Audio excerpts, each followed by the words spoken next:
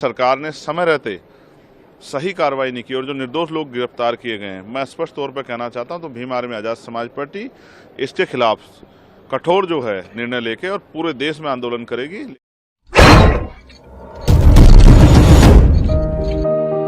यूं तो बाबा साहब के मूर्तियों को सरेआम टूटते और तोड़ते देखा है। अक्सर बाबा साहब की मूर्तियों को हर जगह कहीं न कहीं तोड़ दिया जाता है और उसको लेकर के अंबेडकर वादी इस तरह से बवाल करते हैं जैसे सरेआम उनका कुछ बहुत बड़ा नुकसान हो गया।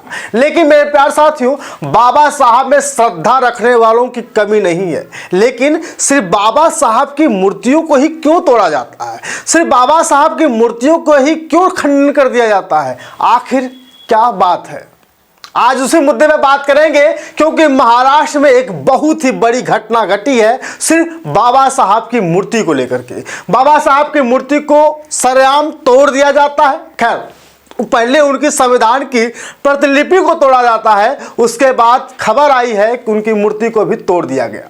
लेकिन मेरे प्यार साथियों, बाबा साहब की मूर्ति को तोड़ने के बाद पूरे महाराष्ट्र में इस तरह से बवाल शुरू हो गया जैसे मानो उनका घर जला दिया गया हो, जैसे मानो कि उनके घर में बहुत बड़ा कहर टूट पड़ा हो। कि महाराष्ट्र के परभरी में एक मनुवादी विचारधारा का व्यक्ति जाता है, बाबा साहब की मूर्ति पर अटैक करता है। खैर, मूर्ति तो नहीं टूटती, लेकिन उससे पहले उनकी जो संविधान है, जो प्रतिलिपि बनाई गई है, उसको तोड़ दिया। इसके बाद देखते ही देखते बवाल शुरू हो गया।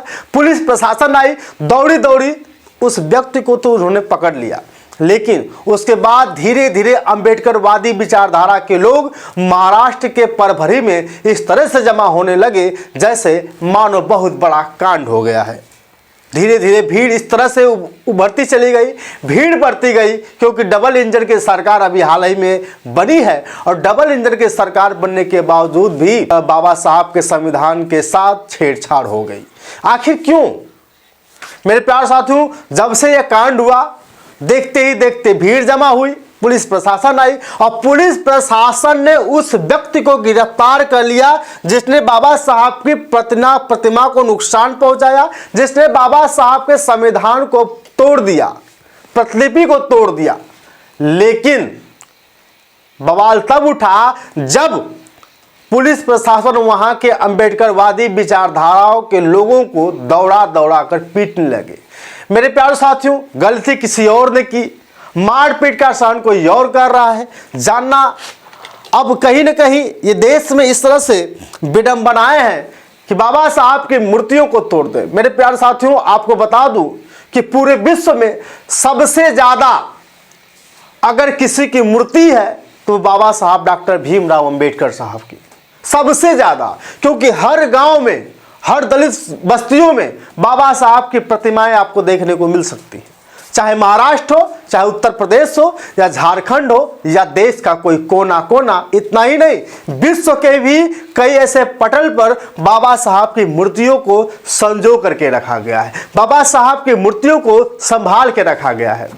मेरे प्यार साथियों, लेकिन महाराष्ट्र में जब एक कांड हुआ, इसके बाद बहन कुमारी मायावती जी को एक खबर लगी कि महाराष्ट्र में बवाल शुरू हो गया। इसके बाद चंद्रशेखर आजाद जी को खबर मिली कि महाराष्ट्र में बहुत बड़ा कांड हो गया। वहां पर दलित शोषित लोगों के साथ जो अंबेडकरवादी विचारधारा के लोग हैं, उनके साथ पुलिस भेदभाव कर रही है और दौड़ा कर उन्हें पीट रही है, इसलिए क्योंकि बाबा साहब की मूर्ति के साथ छेड़छाड़ किया गया था। जिले में एक जगह बाबा साहब की मूर्ति रखी गई है जिलाधिकारी कार्यालय के सामने।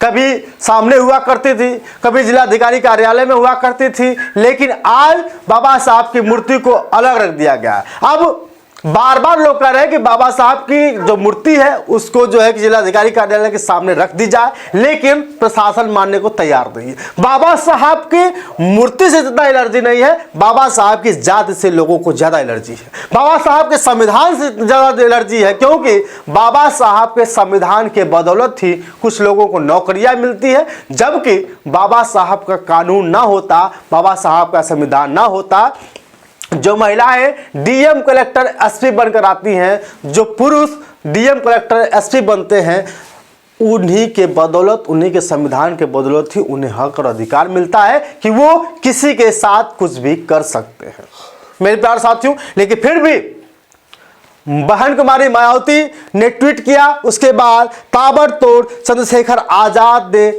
जो है कि ट्वीट किया। चंद्रशेखर आजाद ने ट्वीट किया है कि महाराष्ट्र के परभणी में जिलाधिकारी कार्यालय के सामने संविधान निर्माता बाबा साहब डॉक्टर भीमराव अंबेडकर जी की मूर्ति और भारतीय संविधान की प्रतिकृति को क्षतिग्रस्त करना केवल एक मूर्ति पर हमला नहीं बल्कि लोकतंत्र और सामाजिक न्याय पर सीधा प्रहार है। इस सर्वनाक घटना पर कठोर कार्रवाई की मांग करने वाले अंबेडकरवादी लोगों पर पुलिस द्वारा लाठीचार्ज और आंसू गैस का उपयोग बीजेपी की डबल इंजन की सरकार की नाकामी है और असंवेदनशीलता और प्रशासनिक विफलता को उजागर करता है। यानी ये साफ साफ स्पष्ट हो रहा है कि प्रशासन यानी डबल इंजन की सरकार महाराष्ट्र में सरकार चलाने में विफल है। अभी हाल ही में 2 दिन पहले तो सरकार बनी है, लेकिन उसके बाद ही बवाल शुरू हो गया।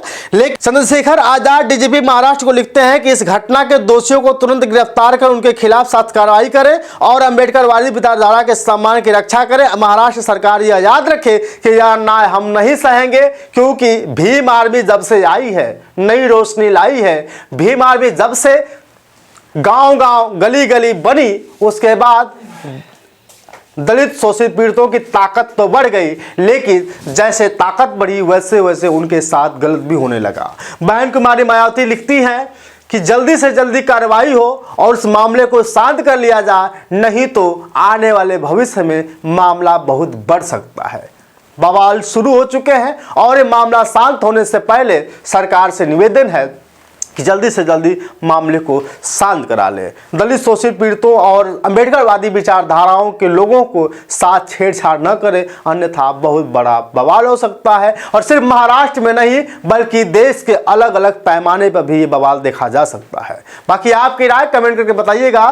चंद्रशेखर आजाद, बहन कुमारी मायावती जी ने ट्वीट कर दिया है कि दलितों के साथ ये होना नहीं चाहिए। बाकी आपकी राय। शुक्रिया।